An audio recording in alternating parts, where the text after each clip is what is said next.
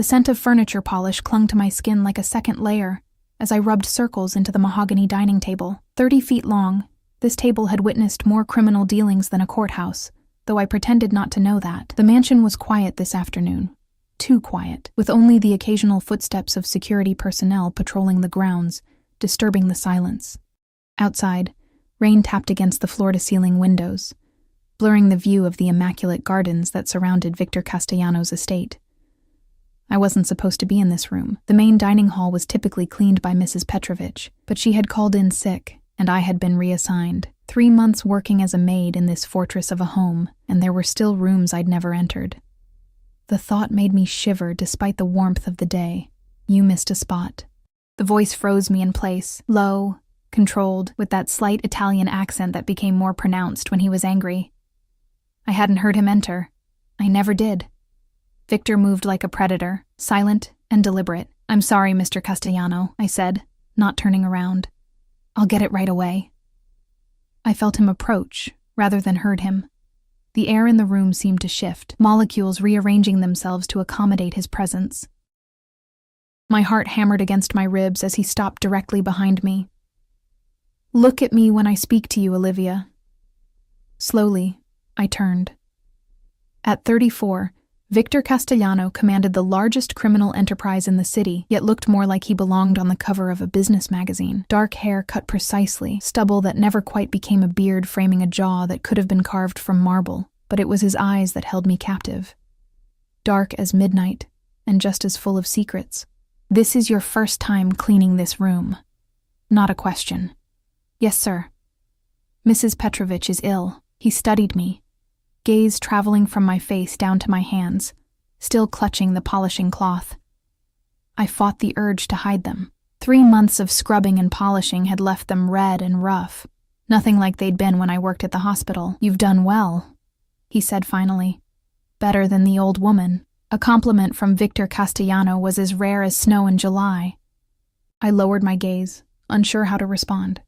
"Thank you, sir." He moved past me to the head of the table, running one finger along the polished surface. "Join me for a moment." Again, not a question.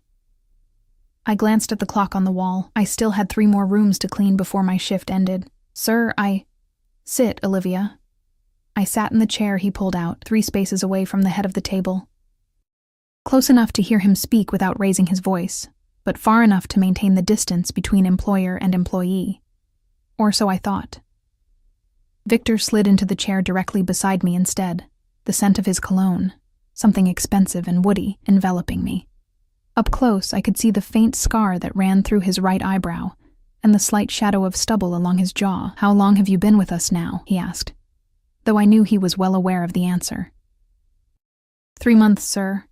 And before that, you were a nurse at St. Mary's Hospital." My stomach tightened. I'd never mentioned my previous job to him. "Yes, sir.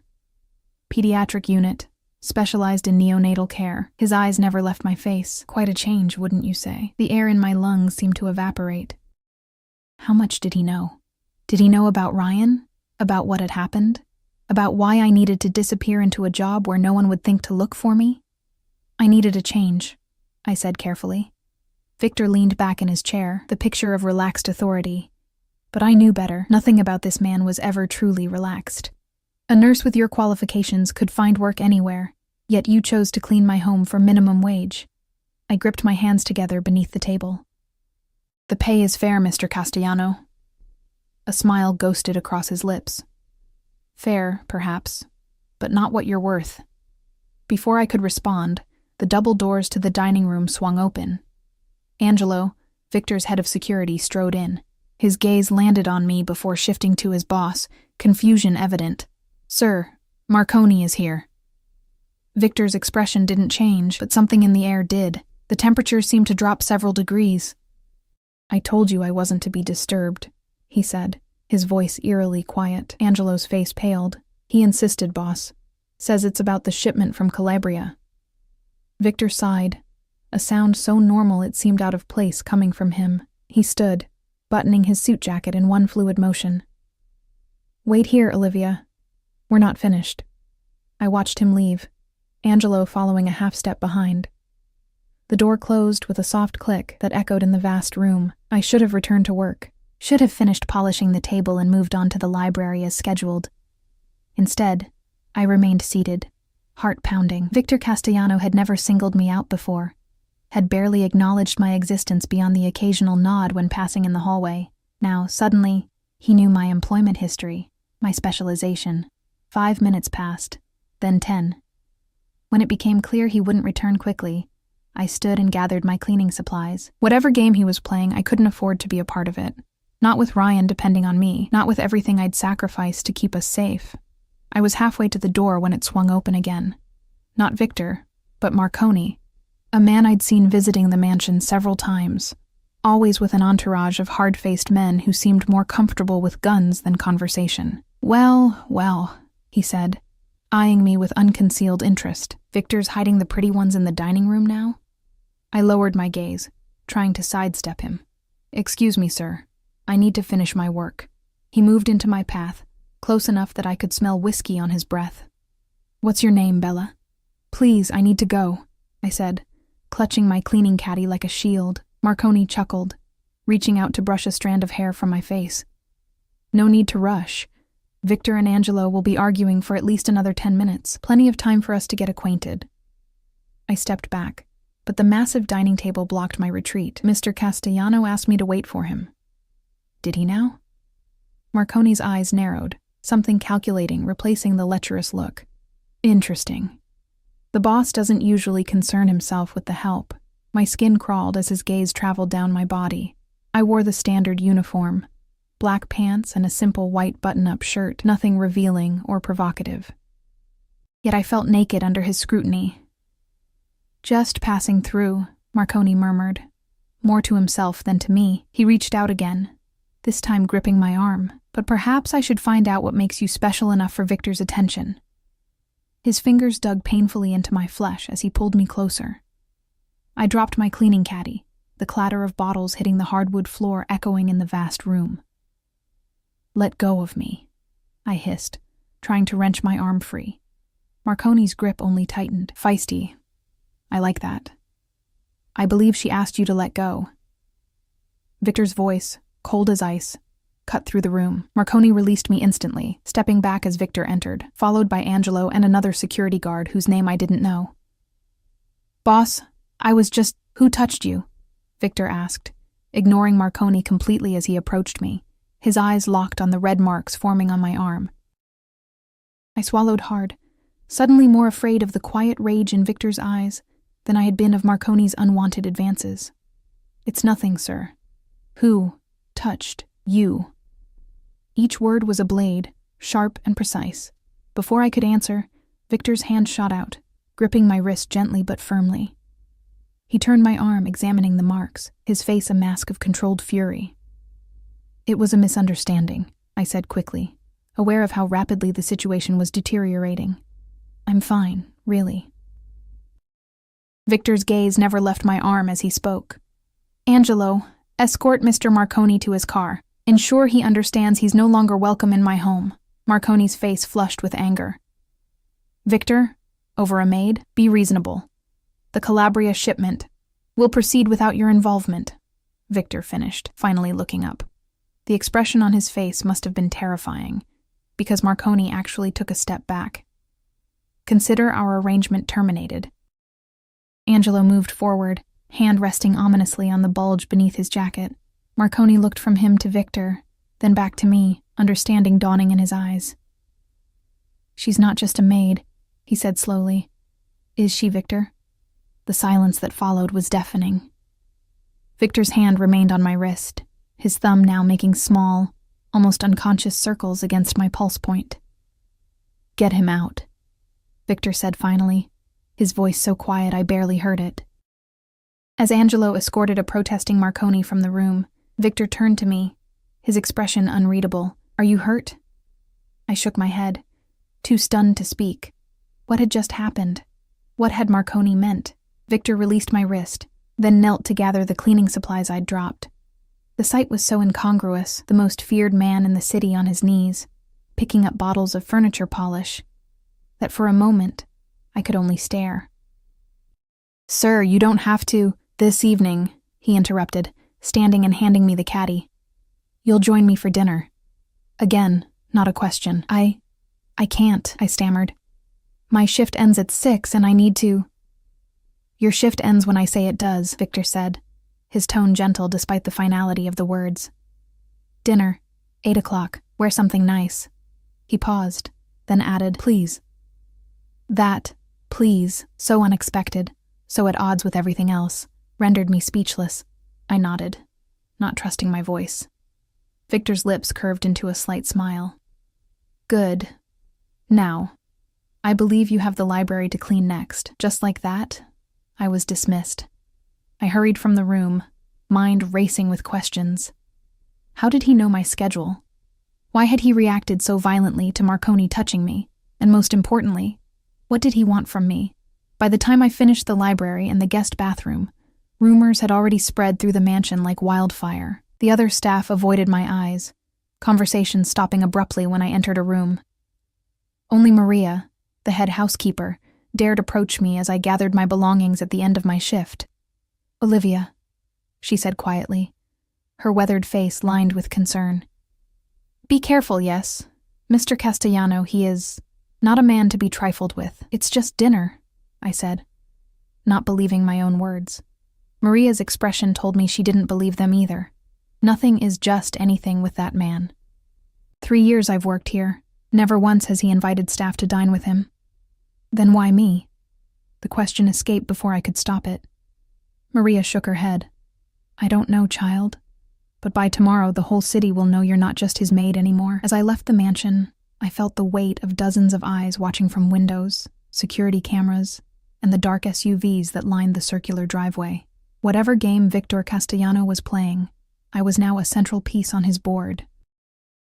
And I had no idea what the rules were.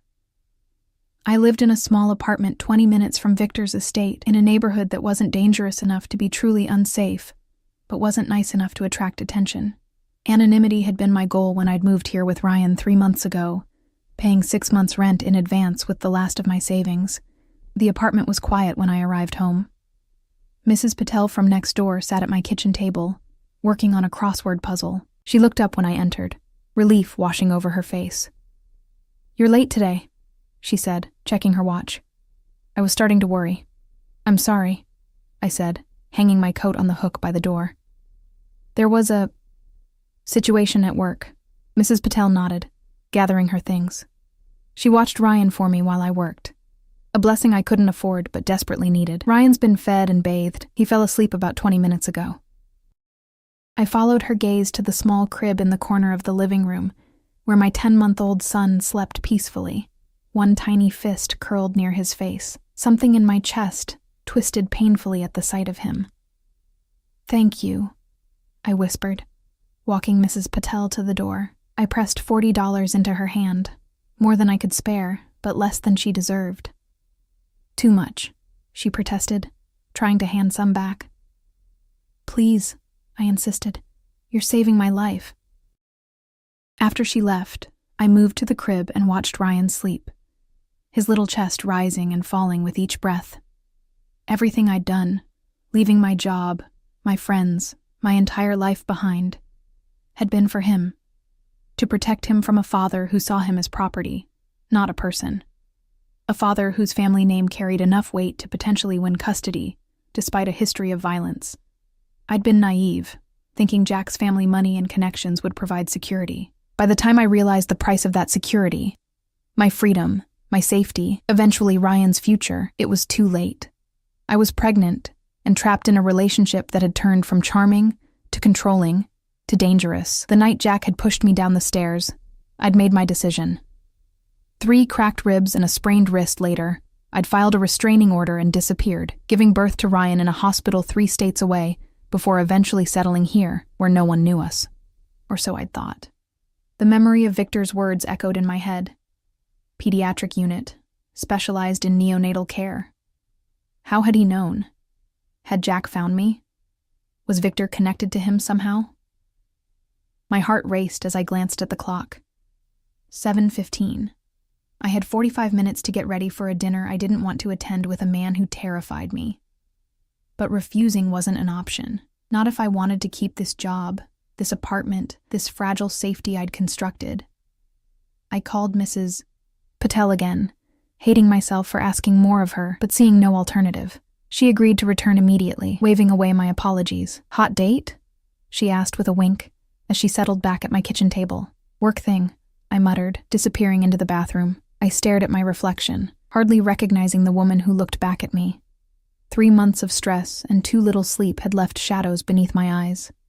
My blonde hair, once my pride, now hung limp around my face, desperately in need of a trim. I looked defeated. The thought angered me. I wasn't defeated. I'd survived Jack. I'd escaped. I'd built a new life for Ryan and me.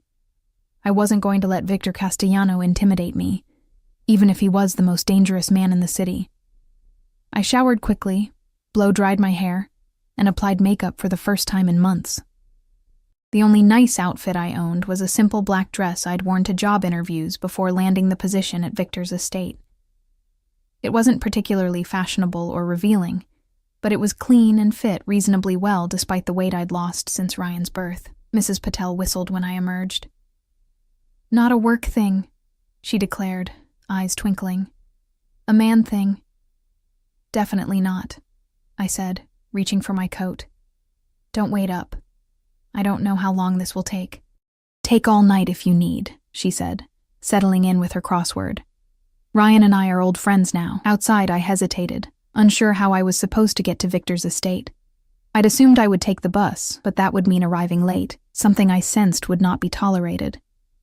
As I contemplated calling a taxi I couldn't afford, a black SUV with tinted windows pulled up to the curb. The driver's window lowered, revealing Angelo's impassive face. "Ms. Bennett. Mr. Castellano sent me to collect you." Of course he had. Of course he knew where I lived. I wondered what else he knew. The drive back to the estate was silent. Angelo made no attempt at conversation, and I was too nervous to initiate any. Instead, I watched the city pass by, the neighborhoods gradually becoming more affluent as we approached Victor's domain.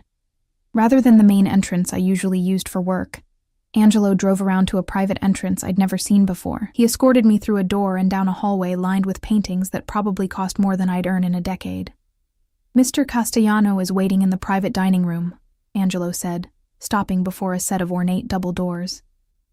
He knocked once, then opened them without waiting for a response. The room beyond was smaller than the main dining hall, but no less impressive. A table set for two occupied the center, illuminated by a crystal chandelier that cast warm light over the polished wood and gleaming silverware. Floor-to-ceiling windows offered a view of the garden, now lit by discreet landscape lighting that made the rain-slicked plants glisten like gems. Victor stood as I entered, his eyes traveling slowly from my face to my shoes and back again. Unlike our earlier encounter, he wasn't wearing a suit, but dark trousers and a crisp white shirt, open at the collar. The more casual attire should have made him seem more approachable. It didn't. "Olivia," he said, my name sounding different in his accent. "Right on time."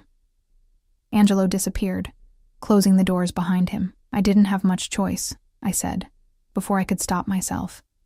A smile touched Victor's lips. "No, I suppose you didn't." He gestured to the chair across from his. "Please sit." I did, uncomfortably aware of how different this was from our earlier interaction at the dining table. Then, I'd been in uniform, clearly an employee. Now, despite my modest dress, the lines were blurred. "Wine?" he asked, reaching for a bottle already open on the table. "No, thank you. Alcohol would only dull my senses, something I couldn't afford right now." Victor raised an eyebrow but didn't press. He poured himself a glass, the ruby liquid catching the light. "You're wondering why you're here, among other things. Ask, then." I hesitated, surprised by the invitation. "How did you know where I worked before? About my specialization?" Victor took a sip of his wine, watching me over the rim of his glass. "I know everything about the people who enter my home, Olivia. It's a matter of security. You didn't know about the others when they started," I countered. "Maria told me. Maria should mind her own business." The words were cold, but his tone remained conversational. "You're right, though. I typically leave the vetting of household staff to my head of security. Yours was of particular interest. A chill ran through me. Why? Before he could answer, the doors opened again, and 2 servers entered carrying trays.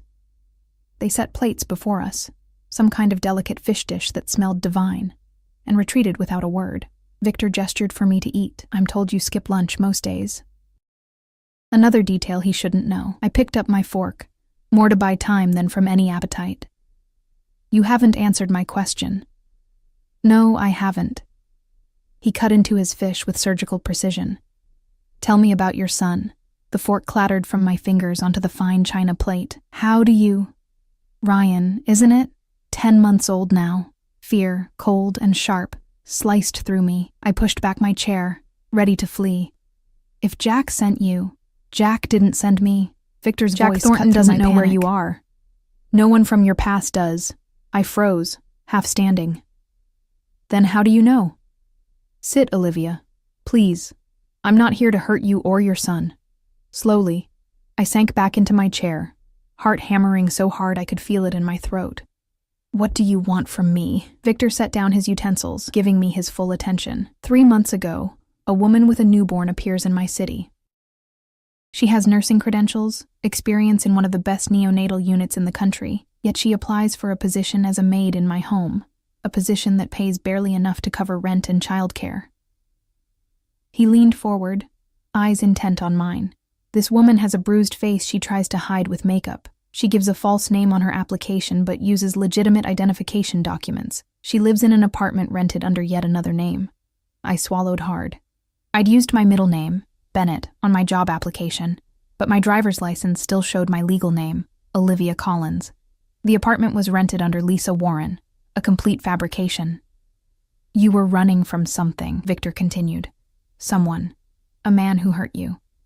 A man powerful enough that you felt the need to create a new identity. His jaw tightened. I recognized the signs. Why would you care? I whispered. Something dark passed over his face.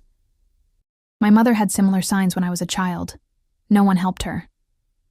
The confession startled me. Victor Castellano, sharing something personal.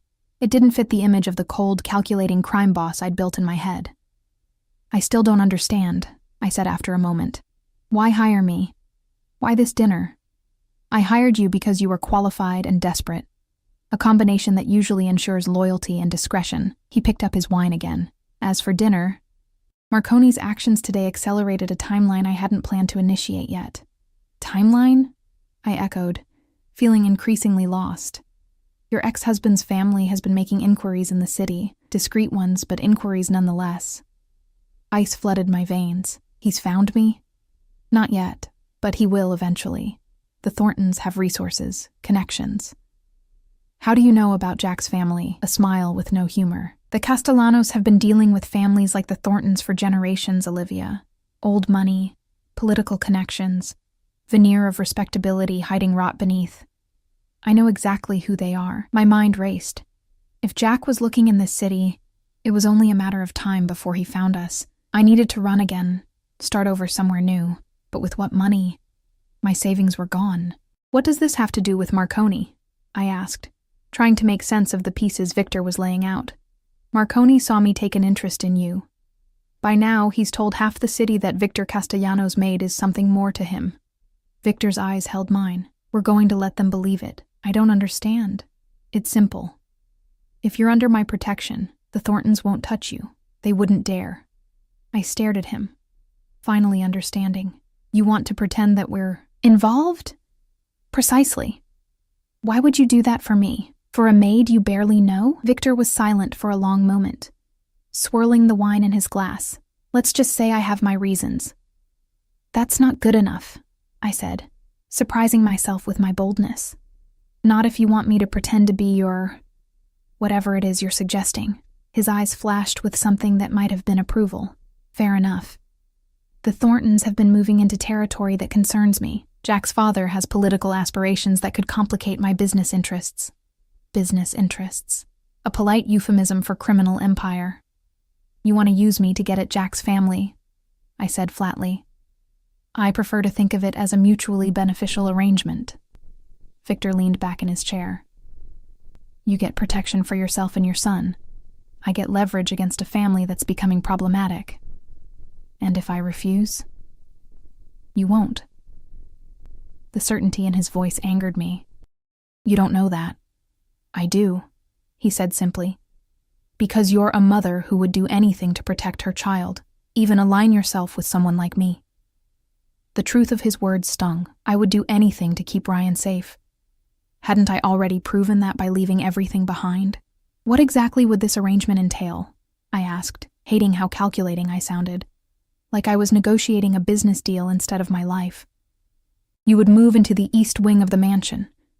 Private quarters, separate from mine. You would no longer work as a maid. To the outside world, you would be my companion. Your mistress, you mean? Victor's expression didn't change. Call it what you like. You would accompany me to certain events.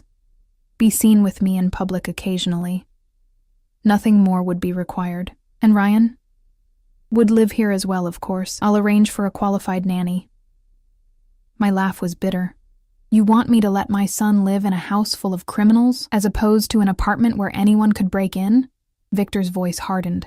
This estate has security measures that would make the Pentagon envious. No one enters without my knowledge. No one. He had a point, but still. And what happens when you're done with this charade? When the Thorntons are no longer a problem? Then you'll be free to go, with enough money to start over properly. Somewhere the Thorntons will never find you. It was tempting. So tempting that I hated myself for considering it. Protection for Ryan, security I couldn't provide on my own. But at what cost? I need time to think, I said finally. Victor nodded, as if he'd expected this response. Of course. But not too much time, Olivia. The Thorntons are getting closer. As if to emphasize his point, my phone buzzed in my purse. I pulled it out, frowning at the unfamiliar number. May I? Victor asked, hand extended. Reluctantly, I passed him the phone. He read the text message, his expression darkening. What is it? I asked, fear clawing at my throat. Victor handed the phone back, his eyes meeting mine. It seems we've run out of time. Jack's father will be attending a charity gala at the Westmore Hotel tomorrow night. The same gala I'm expected to attend. I looked down at the message. Olivia, it's been too long. I hear you're in the city. We should catch up. I'll be at the Westmore tomorrow night. For Ryan's sake, I hope to see you there. Jack. How did he get this number? I whispered, panic rising. How does he know? The question isn't how, Victor said, standing and coming around to my side of the table. It's what happens next. He knelt beside my chair, bringing his face level with mine. Up close, I could see flecks of amber in his dark eyes. A small scar near his temple I hadn't noticed before. I can protect you, Olivia, you and your son. But only if you let me. In that moment, with Jack's threat hanging over me and my options disappearing like smoke, I made my decision. Perhaps it was desperation. Perhaps it was the unexpected gentleness in Victor's voice. Perhaps it was simply that, of all the dangerous men in my life, he was the only one who had offered protection instead of pain. All right, I said, my voice barely audible. I'll do it. Something like satisfaction flickered across Victor's face. He stood, offering his hand. Then let's get your son. Tonight, you both stay here. As he led me from the dining room, I couldn't shake the feeling that I'd just made a deal with the devil. The question was, would this devil prove better or worse than the one I was already running from? By morning, as Victor had predicted, the whole city would know I wasn't just his maid. What they wouldn't know was that I wasn't truly his anything, just a pawn in a game between powerful men, fighting to protect the only thing that mattered, my son. Morning sunlight streamed through windows larger than my entire apartment bathroom, painting golden rectangles across a bed that could have comfortably fit 4 people. I blinked, momentarily disoriented by the unfamiliar surroundings, the silk sheets, the plush carpet, the faint scent of jasmine from somewhere unseen. Then I heard Ryan's babbling from the adjoining room, and reality crashed back. I'd slept in Victor Castellano's mansion, in the East Wing, as promised. a suite of rooms that would have made a five-star hotel envious. Ryan had his own nursery, hastily but expertly prepared during our midnight move from the apartment. Someone had even brought his crib, his few toys, the blue blanket he couldn't sleep without. I slipped from the bed, my bare feet sinking into carpet thick enough to swallow them. The nightgown I wore wasn't mine. Silk, like the sheets, in a deep emerald that complemented my eyes. My clothes from the previous night had disappeared while I bathed Ryan, replaced by a closet full of garments I'd never seen before, all exactly my size. I found Ryan standing in his crib, bouncing excitedly and reaching for me. His face lit up when he saw me, a toothless smile that never failed to make my heart ache with love. "Good morning, little man," I whispered, lifting him into my arms. He smelled of baby powder and innocence, his tiny hands immediately going to my hair. "What do you think of our new accommodations, Ryan's only answer was a happy gurgle as he tugged at a strand of my hair. A soft knock at the door made me tense. "Yes?" I called, clutching Ryan closer. The door opened to reveal a young woman with auburn hair pulled into a neat bun. She wore a simple black dress with a white collar. Not quite a uniform, but professional nonetheless. "Ms. Bennett. I'm Sophie, the nanny Mr. Castellano hired for Ryan." Her smile was warm, her British accent unexpected. "I've brought breakfast for you both." Behind her, a man in house staff attire wheeled in a cart, laden with covered dishes, a small high chair, and what appeared to be freshly squeezed orange juice. He set it up near the window, nodded politely, and departed without a word. Sophie approached slowly, her eyes on Ryan. "He's beautiful," she said. 10 months old, correct?" I nodded, still wary. "You have experience with infants?" 7 years as a nanny, 3 of those with newborns. She reached into a pocket and produced a folded paper, which she handed to me. "My credentials and references. Mr. Castellano said you'd want to verify them." Of course he had. Victor Castellano, anticipating my concerns before I voiced them. It was both thoughtful and unnerving. "Thank you," I said, tucking the paper into the pocket of my nightgown. "I'd like some time alone with Ryan first, if that's all right." "Of course." Sophie moved to the door. "I'll return in an hour. Mr. Castellano asked me to remind you that the stylist will arrive at 11 to prepare for tonight's event. The gala. Jack." The events of the previous night rushed back, a wave of anxiety nearly knocking me off my feet. "Is he here?" I asked before Sophie could leave. "Mr. Castellano?" Sophie shook her head. "He left early this morning. Business, I believe. He said to tell you he'll return by 6 to escort you to the gala." After she left, I settled Ryan in the high chair and uncovered the breakfast dishes. Eggs Benedict, fresh fruit, pastries still warm from the oven. Nothing like the hurried toast or instant oatmeal that usually constituted our morning meal. "Well, Ryan," I said, cutting a small piece of banana for him, "I guess we're not in Kansas anymore." The morning passed in a blur of activity. Sophie returned, proving herself both competent and kind, answering my questions about the household while entertaining Ryan. I reviewed her references, impeccable, as expected, and reluctantly left my son in her care while I met with the stylist, a sharp-eyed woman named Valentina, who spoke mostly Italian and seemed personally offended by my split ends. 3 hours later, I hardly recognized myself in the mirror. Valentina had trimmed my hair, given it some kind of treatment that made it shine like polished gold, and styled it in loose waves that framed my face. My nails, previously bitten and uneven, were now perfectly manicured ovals painted a subtle rose. A makeup artist followed, working with a light hand that enhanced rather than concealed. By the time they were done, I looked rested, healthy, like the woman I'd been before Jack, before the fear and exhaustion had etched themselves into my face. "Mr. Castellano has selected your gown for this evening," Valentina informed me as she packed her supplies. "It will be delivered shortly. The car will be ready at 7. I nodded, too overwhelmed to argue about Victor choosing my clothes. One battle at a time. When the gown arrived, carried by 2 assistants as if it were made of spun glass, I understood Valentina's reverence. The dress was midnight blue, a color so deep it appeared almost black until the light caught it. Simple in silhouette, fitted bodice, flowing skirt.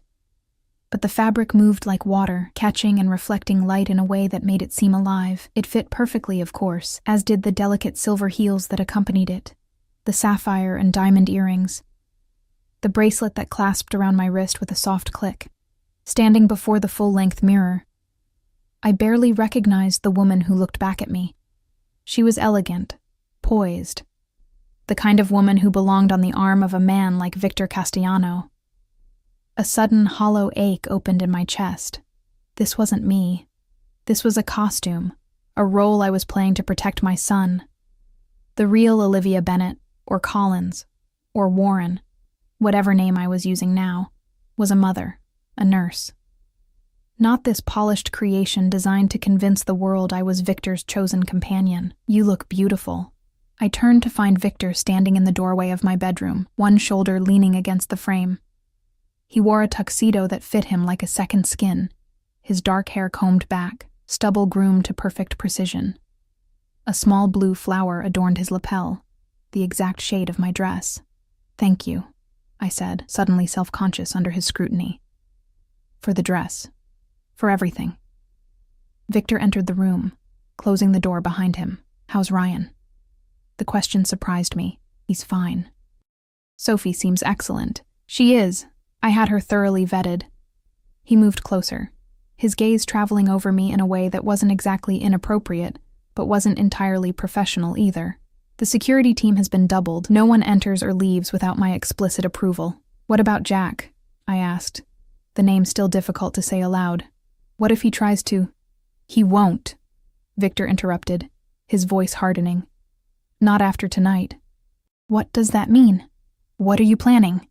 Victor reached into his pocket and withdrew a small velvet box. "First, this." He opened it to reveal a ring, a large emerald surrounded by diamonds, set in what appeared to be platinum. It was ostentatious, eye-catching. Exactly the sort of thing a man like Victor would give a woman he wanted to show off.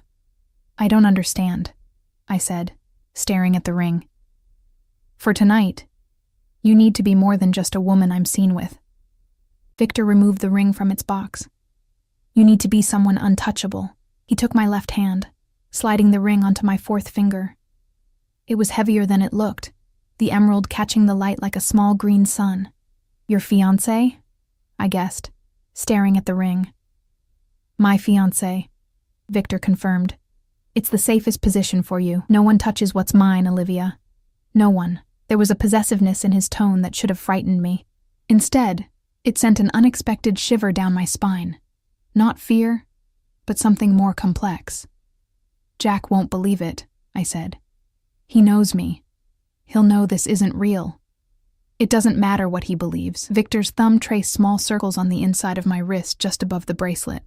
"It matters what he can prove, and he can prove nothing." I pulled my hand away, needing distance. "This is moving too fast. Yesterday I was your maid. Today I'm wearing a fortune in jewelry, pretending to be engaged to you." "Would you prefer I gave you less protection?" Victor asked, his voice mild but his eyes sharp. "No, of course not. It's just—" I gestured helplessly at the opulent room, the expensive dress, the ring that probably cost more than I'd earned in my entire life. "This isn't me." Victor stepped closer, close enough that I could smell his cologne. "For tonight, it is." "Can you handle that, Olivia?" There was a challenge in his voice, as if he were testing me. I lifted my chin, meeting his gaze directly. "I can handle anything for Ryan's safety." Something like approval flickered in Victor's eyes. "Good. Then there's one more thing you should know before we leave." "What?" "In public, I'm going to touch you." His voice dropped lower, the words almost intimate. "Nothing inappropriate, but enough to convince everyone that you're mine. That means my hand at your back, perhaps on your waist. I might kiss your cheek, whisper in your ear." My heart rate quickened. "I understand." "Do you?" Victor's gaze was intense, because for this to work, you can't flinch. Can't look uncomfortable or surprised. You need to respond as if we've been lovers for months. Lovers. The word hung between us, charged with implications I wasn't ready to examine. "I said I understand," I repeated, more firmly this time. "I can play a part, Victor. I've been playing parts my entire life. First the dutiful daughter, then the perfect girlfriend, then the submissive wife. Pretending to be Victor Castellanos' fiancée was just one more role, albeit the strangest one yet. Victor nodded, apparently satisfied. The car is waiting. He offered his arm and I took it, the gesture feeling oddly formal given the intimate conversation we'd just had. As we descended the grand staircase, staff members paused in their duties to watch us pass. Their expressions ranged from curiosity to outright shock. The maid transformed into Cinderella, on the arm of the most dangerous prince in the city. Outside, Angelo held the door of a sleek black Bentley. As Victor helped me into the back seat, his hand lingered on mine a moment longer than necessary, the first act in our performance. The drive to the Westmore Hotel was silent. I stared out the window, watching the city lights blur past, trying to calm my racing heart. In less than an hour, I would face Jack for the first time since I'd fled with our newborn son. The thought made me nauseous with anxiety. "You're trembling," Victor observed quietly. I looked down at my hands, surprised to find them shaking. "I'm sorry, don't apologize." Victor reached across the seat, taking my hand in his. His palm was warm, the touch unexpectedly grounding. Fear is natural. Acting despite fear, that's courage. Is that what this is? Courage? I laughed bitterly. It feels more like desperation. Sometimes they're the same thing. The Bentley pulled up to the hotel entrance, where a red carpet stretched between velvet ropes. Photographers lined the walkway, flashes popping as elegantly dressed guests made their way inside. Angelo opened the door on Victor's side first. As he emerged, whispers rippled through the crowd. Victor Castellano rarely attended public events, and when he did, he came alone. Tonight would change that narrative. My door opened, and Victor extended his hand to help me out. The moment I emerged, flashbulbs exploded like miniature stars. I blinked, momentarily blinded by the light. Victor's arm slid around my waist, steady and possessive. "Smile," he murmured near my ear. "You're the envy of every woman here." I forced a smile, leaning into him as if it were the most natural thing in the world. We moved down the red carpet, Victor nodding occasionally to people he recognized but never stopping to chat. The message was clear. Victor Castellano was above the fray, untouchable. Inside, the ballroom was a glittering spectacle of wealth and privilege. Crystal chandeliers cast rainbow prisms across walls draped in silk. A string quartet played in one corner, their music nearly drowned out by the hum of conversation. Waiters in white gloves circulated with champagne and hors d'oeuvres on silver trays. Victor kept me close, his hand a constant presence at the small of my back. He introduced me to various people. Politicians, business owners, a judge, never using the word fiancé, but making it clear with his body language and the prominent display of my ring that I was his. I played my part, smiling and nodding, offering brief, polite responses when directly addressed. Most people seemed too intimidated by Victor to engage me in extended conversation, which was a relief. The fewer questions I had to answer, the less chance of saying something that would expose our charade. "You're doing well," Victor murmured as we moved away from a conversation with the mayor. "Very convincing." "I told you I could play a part," I replied, maintaining my smile as a waiter offered champagne. I declined. Victor took a glass, but didn't drink.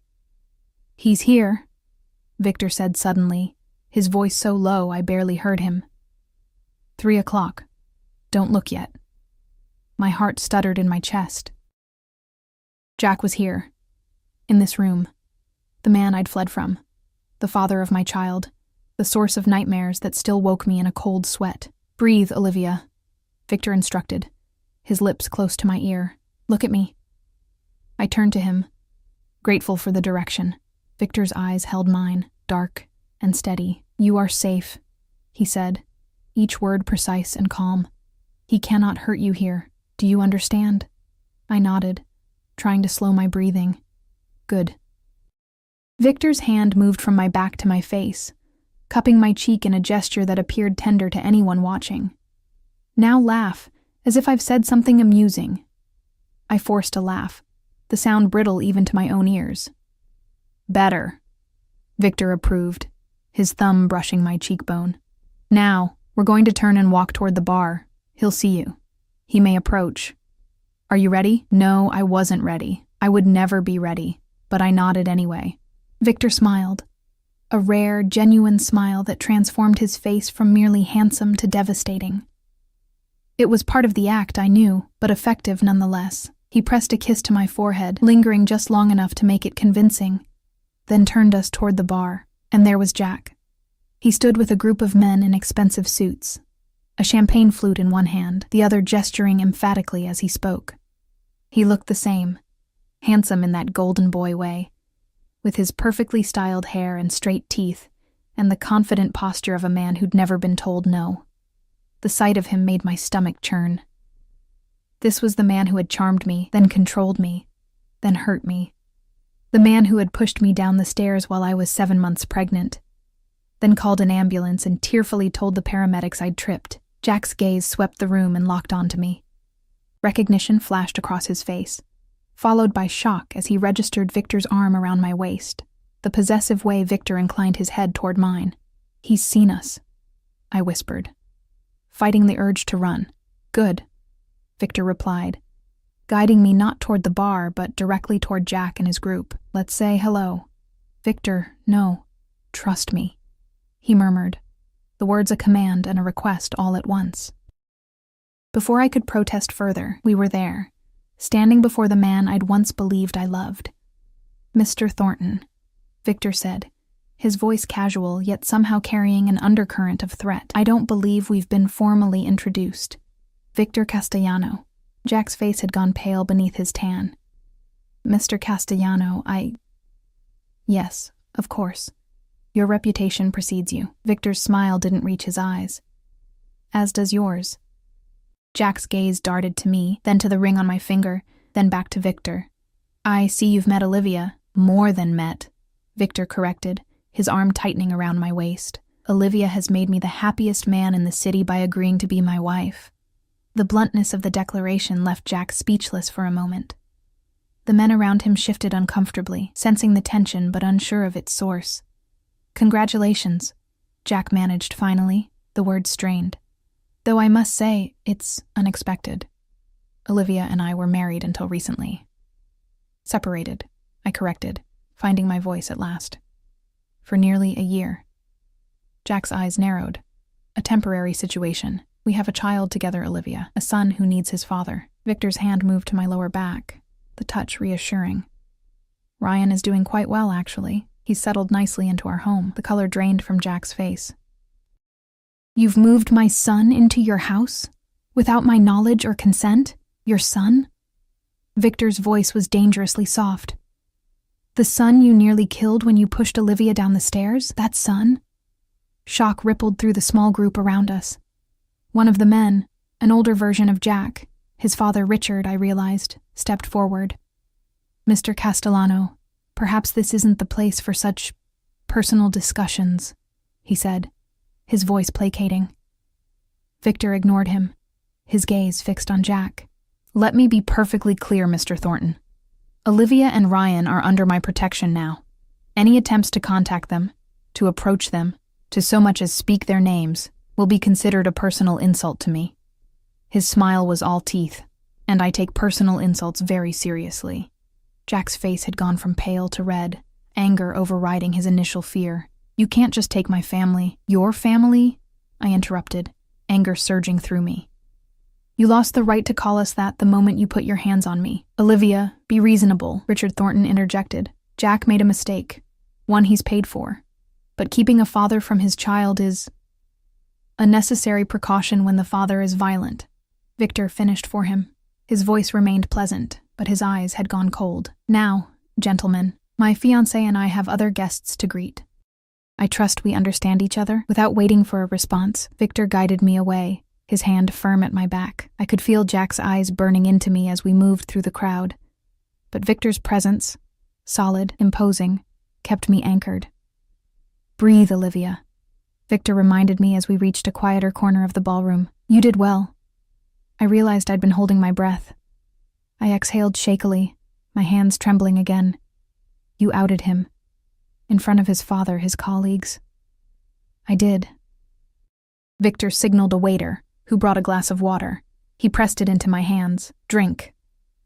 I obeyed, the cold water helping to center me. What happens now? Now? Victor checked his watch. Now, we stay another 30 minutes. Long enough to be seen, but not so long that you have to endure another encounter. Then we leave. And tomorrow? The next day? Jack won't just give up. No, Victor agreed, his expression thoughtful. He won't. But he'll be more careful now, more subtle. Which means we continue as planned. You remain under my protection, in my home. We maintain the engagement fiction until the Thorntons are no longer a threat. I nodded, the weight of my new reality settling over me. For better or worse, my fate was now tied to Victor Castellanos. The devil I knew versus the devil I didn't, except I was beginning to wonder if Victor was truly the devil I'd assumed him to be. 2 weeks passed in a surreal blur of adjustment and pretense. I learned to navigate the mansion without getting lost, to respond naturally when Victor introduced me as his fiancée, to dress and act the part of a crime lord's chosen companion. Ryan thrived under Sophie's care, and I found unexpected comfort in the security of Victor's home, where guards patrolled the perimeter and every entry point was monitored. Jack hadn't attempted direct contact since the gala, but Victor's sources reported he was making inquiries, gathering information. The restraining order I'd filed before fleeing meant little to a man with his resources and connections. Only the shield of Victor's name and reputation kept Jack at bay, a fact that both relieved and troubled me. Victor himself remained an enigma. He was unfailingly polite, solicitous of my comfort and Ryan's well-being, but maintained a careful distance. Some nights he dined with us. Other nights he was absent, attending to business I didn't ask about.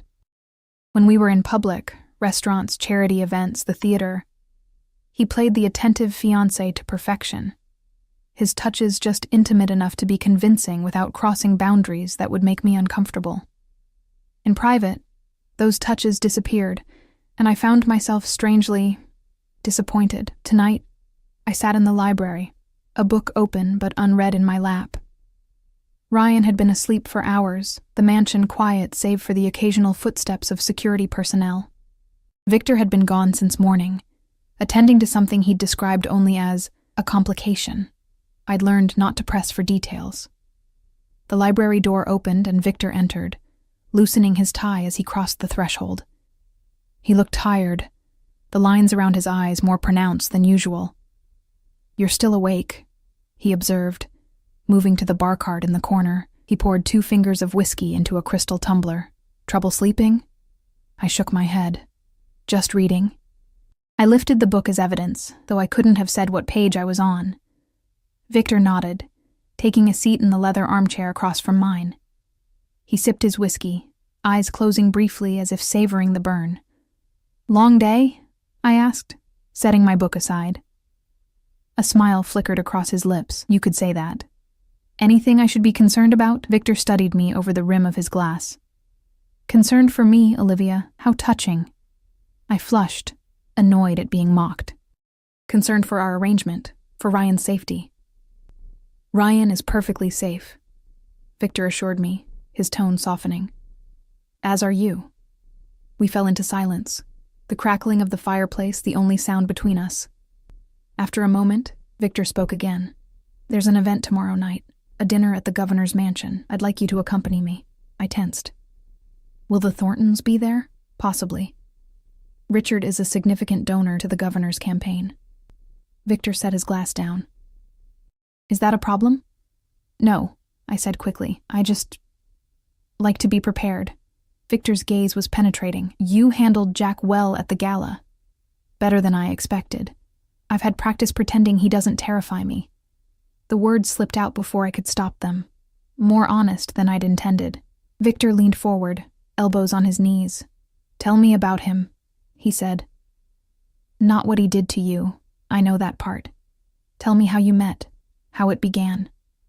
I blinked, surprised by the request. "Because I need to understand my enemy," Victor replied simply. "And because you need to talk about it. You've been carrying it alone for too long." His perception unsettled me. I looked away, focusing on the flames in the fireplace. It's a cliché, really. Poor girl meets rich boy. He sweeps her off her feet. Details, Olivia. I sighed. The memories rising like ghosts. I was working at St. Mary's, night shift in the NICU. Jack came in with a friend whose wife had just delivered premature twins. He brought coffee for the entire staff, charmed everyone. When my shift ended, he was waiting, asked me to breakfast. I shrugged. I said yes. And then? Whirlwind romance, expensive gifts, weekend trips. He was attentive, generous, called me multiple times a day to check on me. I laughed bitterly. Later, I realized those calls weren't affection. They were control. Making sure I was where I said I'd be, with who I said I'd be with. Victor nodded, unsurprised. When did it change? When did you first see the real him? 6 months in, after I moved into his condo. I was late coming home from work. A baby had coded and I stayed past my shift. Jack was waiting, furious. He'd thrown my dinner against the wall. I swallowed hard, the memory still vivid.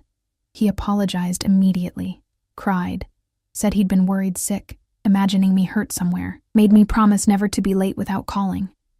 And you believed him. It wasn't a question, but I nodded anyway. I made excuses for him. He was under stress at work. He loved me so much that worry made him crazy. All the usual justifications. When did he first hit you? The bluntness of the question made me flinch. After we were engaged, I went to lunch with a male colleague. Jack saw us.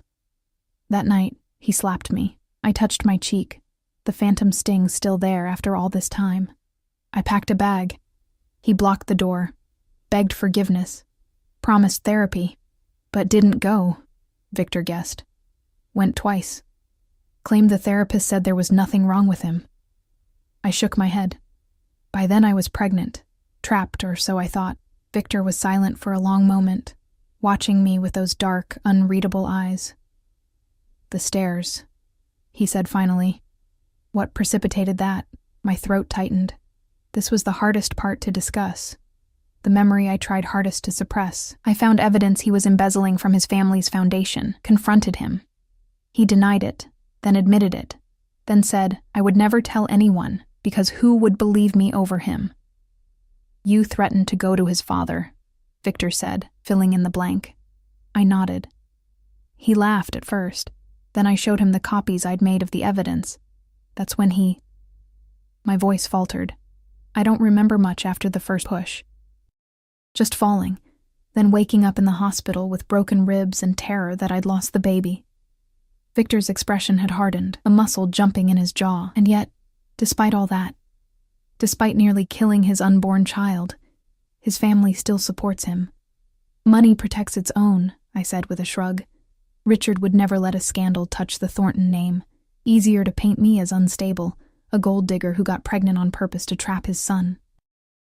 Is that what they're saying? That and worse.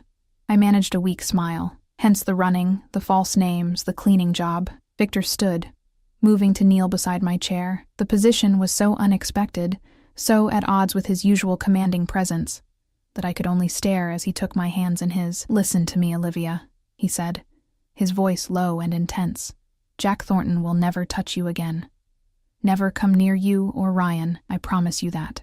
Something in his tone sent a chill down my spine. What are you planning? Nothing you need to concern yourself with. He released my hands, standing again. Just know that you're safe now, permanently. I caught his wrist before he could move away. Victor, no violence, please. His eyebrow rose. You're asking a known criminal to play by the rules? I'm asking the man who has shown me nothing but kindness to not become a murderer on my behalf. A strange expression crossed Victor's face. Surprise, perhaps, or something more complex. There are ways to neutralize threats that don't involve violence, Olivia. Promise me. Victor hesitated, then inclined his head. As you wish. Jack Thornton will remain physically unharmed. Though his pride may not fare as well. Relief washed through me. I released his wrist, suddenly aware of how intimate the contact had been. Thank you for telling me your story, Victor said, stepping back. Get some rest. The car will be ready at 7 tomorrow evening.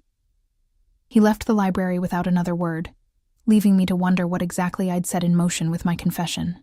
The governor's mansion was even more imposing than Victor's home, a sprawling colonial-style structure with white columns and expansive grounds. As our car pulled into the circular driveway, I adjusted the emerald pendant at my throat. Another piece from Victor's seemingly endless supply of jewelry, chosen to match the ring I still wore. "Nervous?" Victor asked, watching me fidget. "A little," I admitted. "I'm still not used to this performance." "You're doing remarkably well." He reached across the seat, straightening the lapel of my midnight blue blazer. The outfit, tailored pants and a matching blazer over a silk camisole, was more understated than the gowns I'd worn to previous events, but no less expensive. "Remember, tonight is about connections. The governor is a reasonable man who values discretion. His wife, less so. Avoid her if possible. Anything else I should know?" Victor's lips quirked. "The salmon will be overcooked. Always is. Choose the beef." The unexpected bit of normalcy, Victor Castellano with opinions about catering, made me laugh. The sound seemed to please him. His eyes warmed slightly. Angelo opened the car door, and Victor exited first, then extended his hand to help me out. As we walked up the steps to the mansion's entrance, his hand settled at the small of my back. A touch I'd come to expect, even anticipate. Inside, the mansion buzzed with the controlled energy of powerful people in close proximity. Governors, judges, business leaders, old money and new, all circulating beneath crystal chandeliers, discussing deals and donations in hushed tones. Victor guided me through the crowd with practiced ease, introducing me to people whose names I immediately forgot. I smiled and nodded, playing my part as the adoring fiancé. For tonight, at least, the Thorntons were nowhere to be seen. "Victor Castellano," a voice boomed from behind us. "About damn time you showed your face at one of these things." We turned to find a barrel-chested man with a shock of white hair and the florid complexion of someone who enjoyed good scotch, perhaps too much. The governor, I realized. "Governor Matthews," Victor greeted him, his tone respectful but not deferential. "Thank you for the invitation." "Wouldn't take no for an answer this time," the governor chuckled, his gaze shifting to me. "And this must be the fiancé everyone's talking about." Victor's arm slipped around my waist. "Olivia Bennett, Governor Matthews." I extended my hand, which the governor took with both of his, holding it perhaps a moment too long. "A pleasure, my dear. You've accomplished the impossible, getting this one to attend social functions." "She can be quite persuasive," Victor replied smoothly. The governor winked at me. "I'll bet." "Listen, Victor, a word in private. That matter we discussed on the phone." Victor hesitated, glancing at me. "Perhaps later, Governor. I don't want to leave Olivia alone just yet." "Nonsense," the governor insisted. "She'll be fine for 5 minutes. My wife will look after her." He signaled to a severe-looking woman across the room, who began making her way toward us. Victor's grip on my waist tightened fractionally. "Very well, 5 minutes." He turned to me, his expression apologetic. "Will you be all right?" "Of course," I assured him, though my stomach knotted at the thought of being separated from him in this crowd of strangers. "Go ahead." Victor leaned in, pressing a kiss to my cheek that lingered just long enough to be convincing.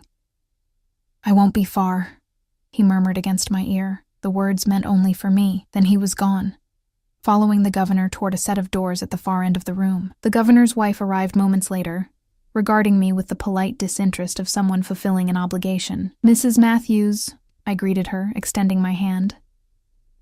"Ms. Bennett," she replied, barely touching my fingers before withdrawing. "What an unexpected addition you are to our little circle." The emphasis on unexpected made her meaning clear. What was someone like me doing with someone like Victor Castellano? Victor speaks highly of these gatherings. I lied smoothly.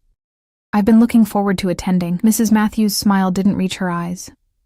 "I'm sure. The governor tells me you were a nurse before. Your current situation," my current situation being engaged to a crime lord, presumably. I maintained my pleasant expression. "Yes, neonatal intensive care." "How noble," she said, in a tone that suggested anything but. "Excuse me a moment. I see someone I must speak with." She departed without waiting for a response, leaving me alone in the center of the room. I took a deep breath, fighting the urge to search for Victor. I could handle 5 minutes on my own. I wasn't that fragile. Olivia. The voice froze the blood in my veins. Jack stood behind me, too close, his cologne, the one I'd once found appealing but now made me nauseous, enveloping me in an unwelcome cloud.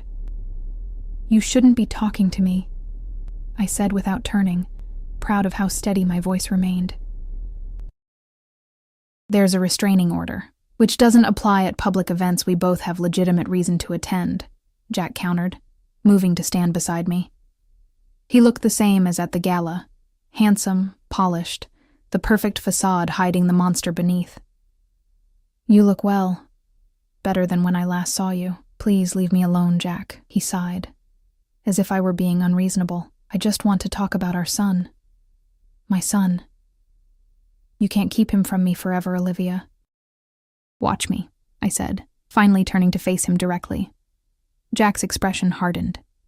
"This engagement to Castellano, it's a sham, isn't it? What did you do? Beg him for protection? Offer him the same services you offered me to secure my ring?" The crude implication made me flinch, but I held my ground. "You know nothing about my relationship with Victor." "I know you've moved my son into the home of a known criminal," Jack hissed, dropping the pleasant facade. "Do you have any idea how that looks? What the family court judge will say when I petition for emergency custody?" Fear clawed at my throat, but I forced it down. "Go ahead. Try. Explain to the judge why you violated a restraining order. Why you have 3 domestic violence complaints in your record. Why you pushed your pregnant fiancée down a flight of stairs." Jack's face flushed with anger. "No one will believe you over me. My father has the governor's ear. Half the judges in this city on speed dial. Is there a problem here? Not Victor, as I'd expected, but Angelo, appearing suddenly at my side like a guardian angel in a tailored suit.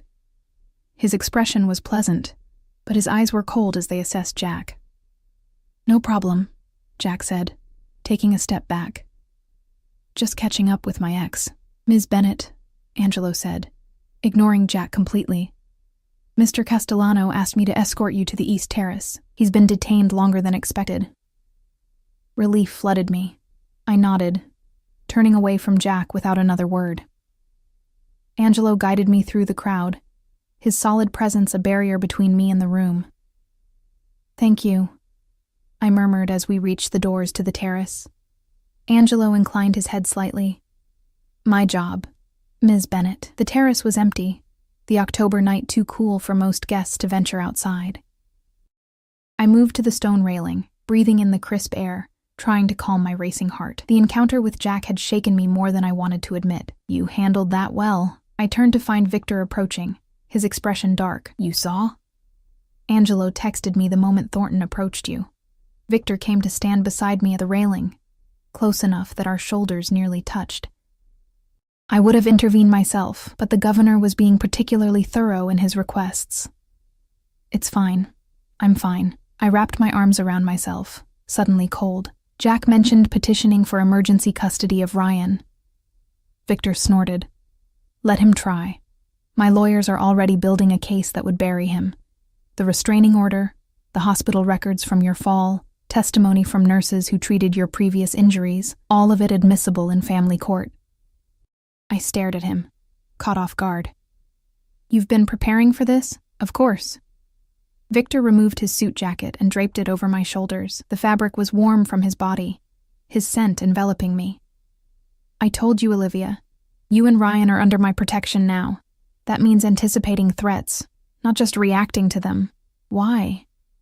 The question that had been haunting me for weeks finally escaped. "Why are you doing all this? The truth, Victor.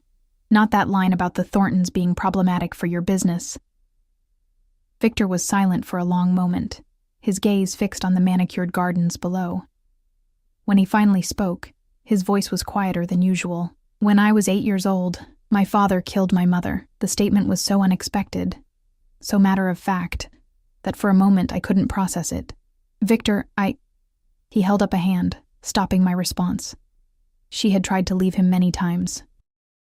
Each time he found her, brought her back, punished her. The last time, the punishment was fatal. His jaw tightened. I witnessed it, did nothing, could do nothing. I was a child. Horror washed through me. "I'm so sorry." Don't be. It was a long time ago. Victor turned to face me, his expression carefully controlled. But I made a promise that day, that I would never be like him, that I would never harm those weaker than myself, that I would protect those who couldn't protect themselves. Even if you had to break other laws to do it, I said softly, understanding dawning. A ghost of a smile touched his lips. Even then, the world isn't black and white, Olivia. Sometimes good people do bad things for the right reasons. Sometimes bad people do good things for selfish ones. I've made peace with the ambiguity of my choices.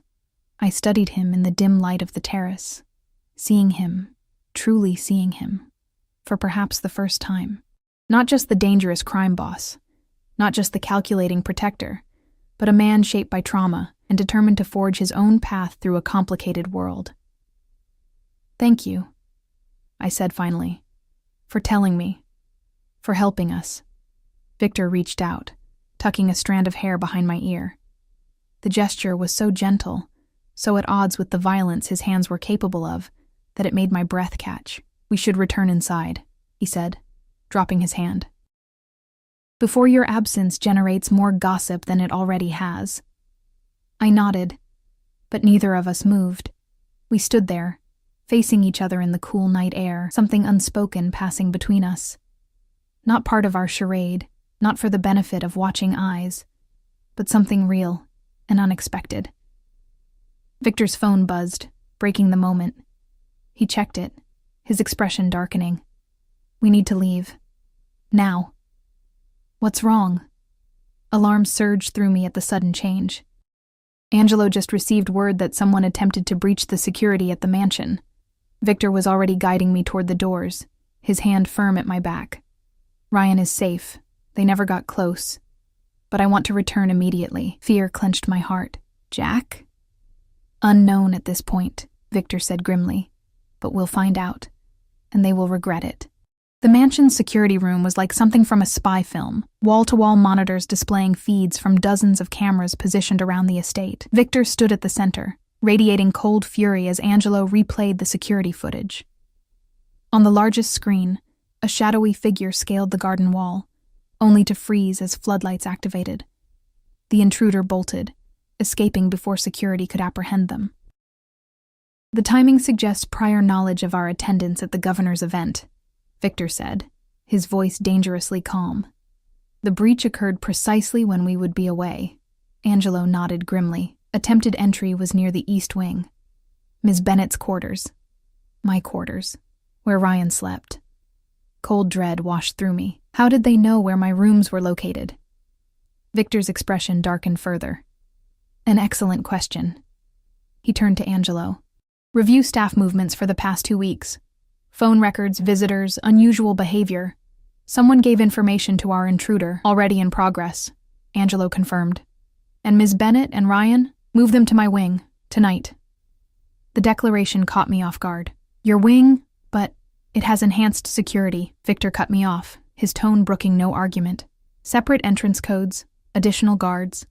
It's the safest place in the mansion. I wanted to protest, but couldn't argue with his logic.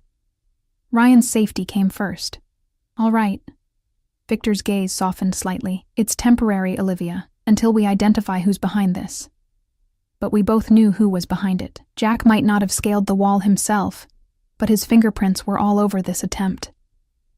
Within hours, my belongings and Ryan's nursery had been relocated to a suite adjoining Victor's private quarters. The rooms were even more luxurious than my previous accommodations. All dark woods and rich fabrics, masculine but not oppressively so. A connecting door led directly to Victor's rooms, though it remained firmly closed. Ryan slept through the move, blissfully unaware of the danger that had crept close to our sanctuary. I envied his peaceful ignorance as I paced the new rooms, too wired to sleep despite the lateness of the hour. A soft knock at the main door startled me.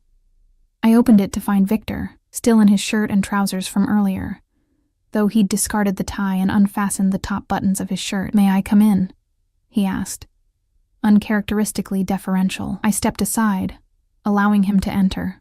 He moved to the center of the room, hands clasped behind his back. A posture I'd come to recognize as his thinking stance. We've identified the security breach, he said without preamble. One of the kitchen staff was approached 3 days ago. Offered $10,000 for information about your routines, your location in the house. My stomach dropped. Who approached them?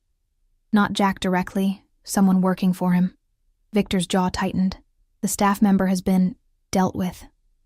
I didn't ask what that meant. Some questions were better left unasked. What now? I wrapped my arms around myself, suddenly chilled despite the room's warmth. Now we end this. Victor's voice was quiet, but held an edge of finality. I've been patient, Olivia. Respected your wish that Jack remain physically unharmed, but he's escalated the situation by targeting my home, endangering my... He paused, seeming to search for the right word. My family. The word hung between us, heavy with implications. Were Ryan and I truly Victor's family now? Or just possessions he was protecting? What are you planning? I asked, tension coiling in my chest. Nothing illegal, as per your request. Victor moved to the window, gazing out at the night. But I'm done playing defense. Tomorrow, we take the fight to him. How? Victor turned back to me, his expression resolute. Do you still have evidence of his embezzlement? The copies you mentioned? I nodded slowly. In a safety deposit box, in another city, under another name. I kept it as insurance. I need it. Victor, I don't want to be responsible for... You won't be, he interrupted. This is my decision, my responsibility, but I need that evidence. I hesitated, torn between fear of what Victor might do and trust in his promise not to physically harm Jack. Finally, I nodded. I'll call the bank tomorrow. Good. Victor approached me, close enough that I could smell his cologne, see the faint stubble darkening his jaw. One more thing. What? We need to make our engagement more visible, public, undeniable. I frowned. It's already all over the society pages. What more do you want? A formal engagement party, here, at the mansion. Invite the city's elite, the press, everyone who matters. The suggestion startled me. You hate public events. A smile tugged at the corner of his mouth. I do. But sometimes exceptions must be made. And this helps us how? It establishes legitimacy, Victor explained. Makes it harder for Jack to paint you as someone who's using me for protection. Makes our relationship seem more real. It isn't real, I reminded him, the words coming out harsher than intended. Something flickered in Victor's eyes. Hurt? No, impossible. Victor Castellano didn't get hurt by words. Reality is perception, Olivia, he said finally, and we need the perception to be flawless. He was right, of course.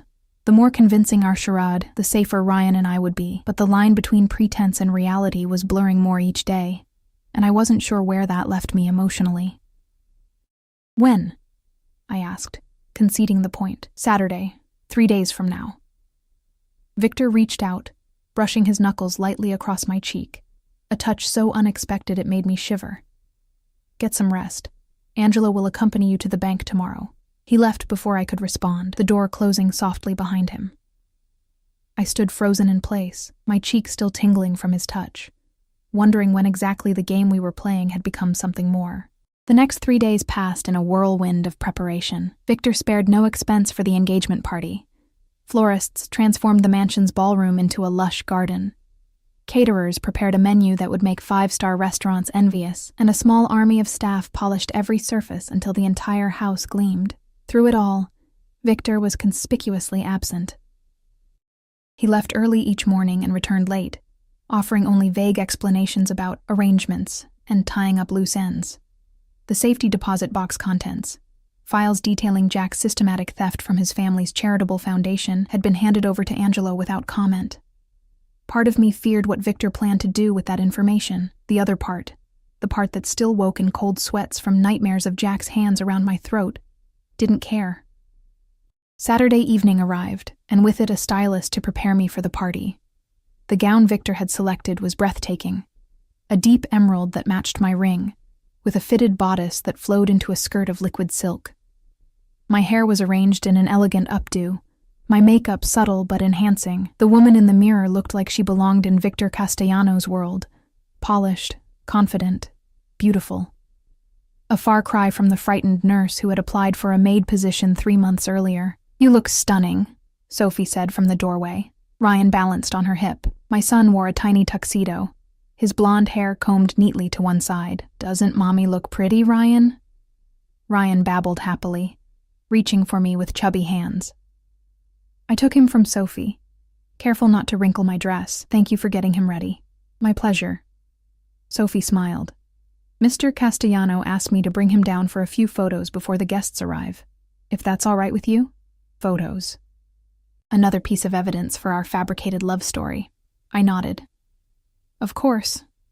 Downstairs, Victor waited in the grand foyer, striking in a black tuxedo that fit him perfectly. He turned as we descended the stairs, his expression changing when he saw us, softening in a way I'd rarely witnessed.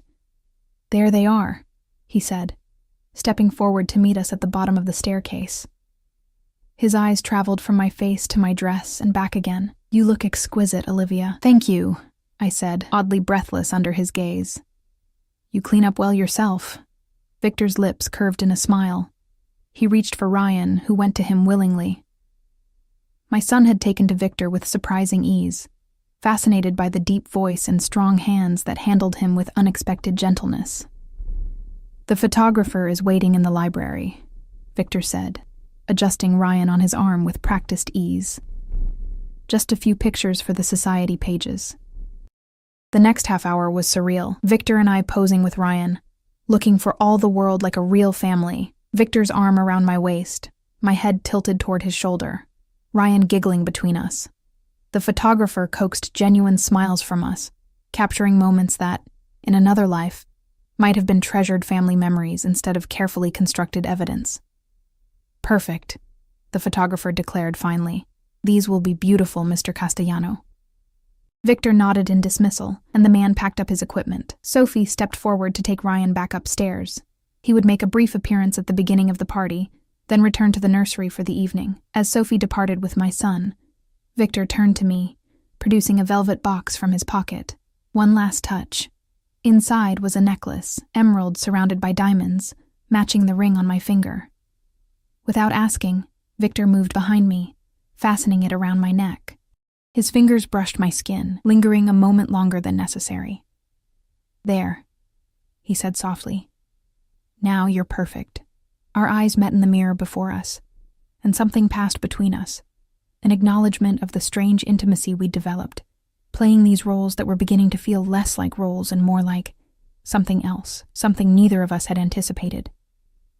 The moment was broken by Angelo's arrival, announcing that the first guests had arrived. The ballroom filled quickly, politicians, business leaders, celebrities, all curious to see the woman who had captured Victor Castellano's heart. I played my part flawlessly, my hand in Victor's, smiling and greeting guests as if I'd been born to this life of privilege and power. Victor remained close, his arm around my waist, occasionally pressing kisses to my temple or whispering in my ear.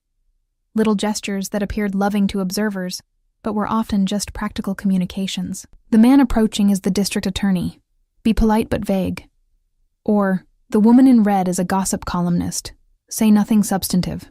Halfway through the evening, as we circulated among the guests, Victor suddenly stiffened beside me. I followed his gaze to the entrance, where Richard Thornton stood with his wife. Jack was noticeably absent. "I didn't invite them," Victor murmured, his grip on my waist tightening. "Then why are they here?" I whispered back, anxiety coiling in my stomach. "Let's find out." Victor guided me toward the Thorntons, his expression pleasant but eyes cold. "Mr. and Mrs. Thornton, what a surprise." Richard Thornton was a distinguished-looking man in his 60s, with Jack's coloring but sharper features. His wife, a brittle blonde whose face showed evidence of multiple cosmetic procedures, eyed me with barely disguised contempt. "Victor," Richard greeted him with forced cordiality. "We received word of your engagement celebration and felt we should pay our respects, given the complicated situation." "How thoughtful," Victor replied, each syllable dripping with insincerity. "Though I don't recall sending you an invitation." Richard's smile never wavered. "The governor mentioned it. We're old friends, as you know." "Of course." Victor's thumb traced small circles on my lower back. a subtle gesture of reassurance. Well, you're here now. Enjoy the champagne. It's excellent. He made to steer me away, but Richard stepped into our path. Actually, I was hoping for a private word. A matter of some importance. Victor raised an eyebrow. Whatever you have to say can be said in front of my fiancé. It concerns my son, Richard said, his gaze flicking to me briefly, and certain accusations being circulated. Ah. So Victor had already begun using the embezzlement evidence. I maintained my neutral expression, though my heart raced. Perhaps my office would be more appropriate, Victor conceded after a moment. He turned to me. Olivia, would you mind? Not at all, I said, forcing a smile. I'll circulate. Victor pressed a kiss to my cheek, whispering in my ear, Angelo will stay with you. This won't take long.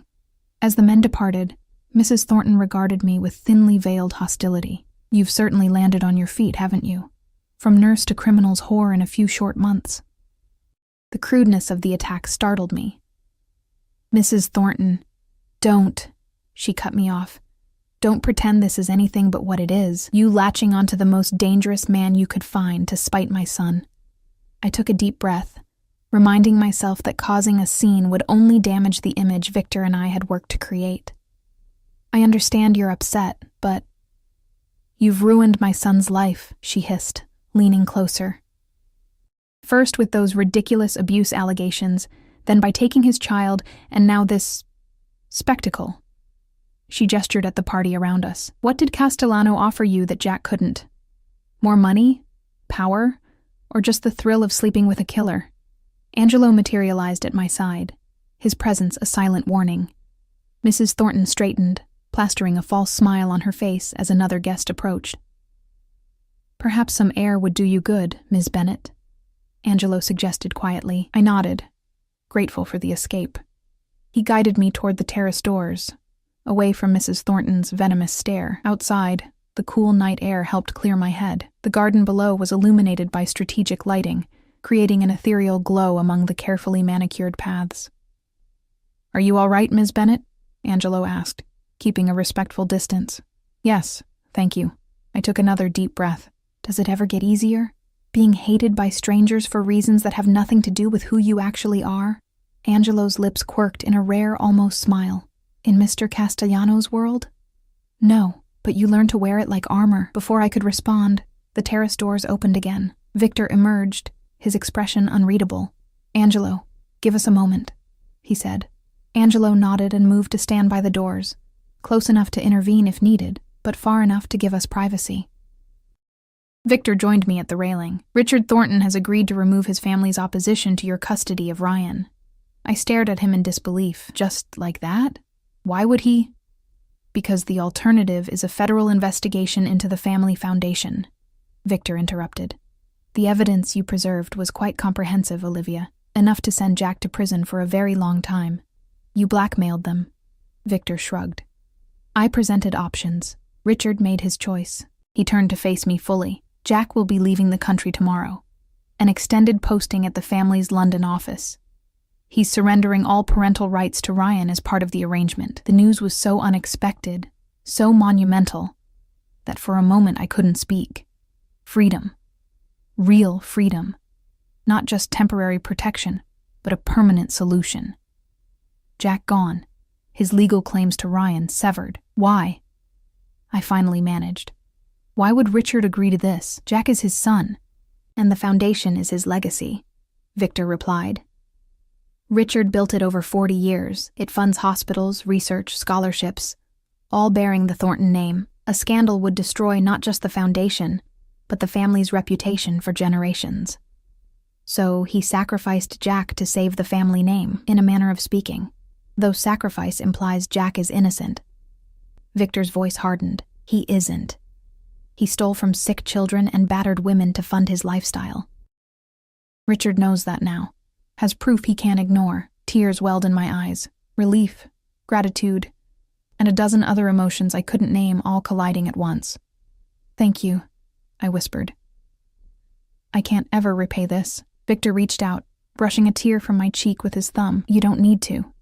We stood in silence for a moment, the sounds of the party a distant backdrop to the significance of what had just happened. "What happens now?" I asked finally. "With us, I mean. This arrangement." The engagement. Something shifted in Victor's expression. A vulnerability I'd never seen before. "That depends." "On what?" "On whether it's still just an arrangement to you." The question hung between us, charged with possibility. My heart pounded as I searched his face for meaning. "What are you saying, Victor?" He stepped closer, close enough that I could feel the warmth of him in the cool night air. "I'm saying that what began as pretense has become something else. For me, at least. Something else." I echoed, afraid to name it directly. "Yes." Victor's hand came up to cup my face, gentle but certain. "The question is, has it become something else for you too? Had it?" The line between performance and reality had blurred so gradually that I hadn't noticed when my feelings had transformed, when fear had given way to respect, when gratitude had evolved into affection, when the touch of his hand had begun to elicit not just security but desire. "It has," I admitted, the truth of it surprising even me. "But I'm afraid." "Of me?" Victor's brow furrowed. "Of us."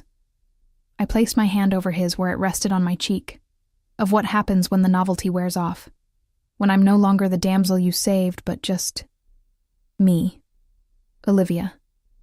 With all my baggage and fears and trust issues." Victor's eyes held mine, steady and certain. "I know exactly who you are, Olivia. I've seen your strength, your determination, your capacity to love. Those aren't qualities that fade with novelty. And Ryan? He's part of this too." A genuine smile spread across Victor's face. "Ryan is the easiest part of the equation. I love that boy. Would protect him with my life, whether you and I—" He hesitated. "Whether there's an us or not." The sincerity in his voice was unmistakable. This wasn't the practiced charm Jack had used to ensnare me. This was raw, honest vulnerability from a man who rarely showed such emotion. "I want to try," I said softly. "For real this time. Not for show, not for protection. Just us. Seeing what we could be together." Relief and joy transformed Victor's expression. He leaned forward, his forehead touching mine. "That's all I'm asking for. A chance." His lips found mine, gentle at first, then deepening as I responded. This wasn't our first kiss. There had been others, brief touches for the benefit of observers, but it was the first real one. The first that wasn't for show, wasn't calculated to maintain our fiction. When we finally broke apart, Victor smiled. Not the controlled curve of lips he showed the world, but something genuine and warm. "We should return to our guests. Do we have to?" I asked, only half joking. The idea of facing the crowd again after this intimate moment felt jarring. Victor laughed, the sound startling in its normality. "Unfortunately, yes. Just a little longer. Then they'll leave, and we can begin the real celebration." "Which is?" "The start of our actual engagement." His eyes gleamed with mischief. "Unless you'd like to give back the ring?" I glanced down at the emerald on my finger, now a symbol of something true rather than fabricated. "I think I'll keep it. It's growing on me." Victor kissed me again, quickly this time. "As you wish." As we returned to the ballroom, Victor's arm around my waist felt different. Not possessive for show, but genuinely protective, genuinely affectionate. The guests, the music, the champagne, all of it seemed brighter, more vibrant now that the shadow of Jack had been lifted, and the pretense between Victor and me had transformed into something authentic.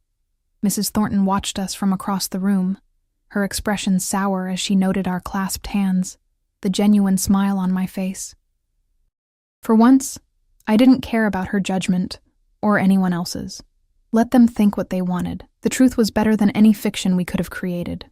Later that night, after the last guest had departed and Ryan slept peacefully in his nursery, Victor and I stood in the moonlight of his private balcony, his arms wrapped around me from behind as we gazed at the city lights in the distance. "No regrets?"